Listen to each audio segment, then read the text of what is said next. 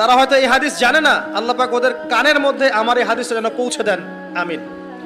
নবী সাল্লাল্লাহু আলাইহি ওয়াসাল্লাম বলেছেন, আমি মেরাজের রাতে যখন গিয়েছি তখন এক শ্রেণীর মানুষকে দেখেছি, ওদেরকে শাস্তি দেয়া হচ্ছে। কি শাস্তি? জাহান্নামীদের রক্ত এবং পুঁজ ওদেরকে খেতে দেয়া হচ্ছে। জিবরাইল আলাইহিস সালামকে জিজ্ঞাসা করা হলো যে এরা কারা? তিনি বললেন, এরা আপনার উম্মতের সেই সব ব্যক্তি যারা মাদকদ্রব্য সেবন করত।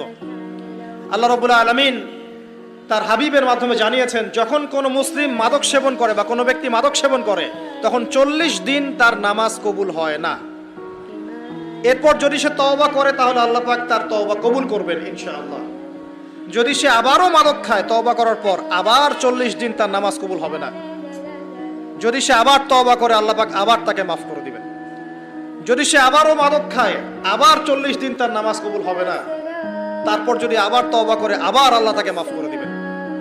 এরপরেও যদি সে আবার মাদকদ্রব্য সেবন করে, নবী সাল্লাল্লাহু আলাইহি ওয়াসাল্লাম বলছেন তাকে আল্লাহ রাব্বুল আলামিন পরকালে মৃত্যুর পরে তিনাতুল খাবাল পান করাবেন। তিনাতুল খাবাল।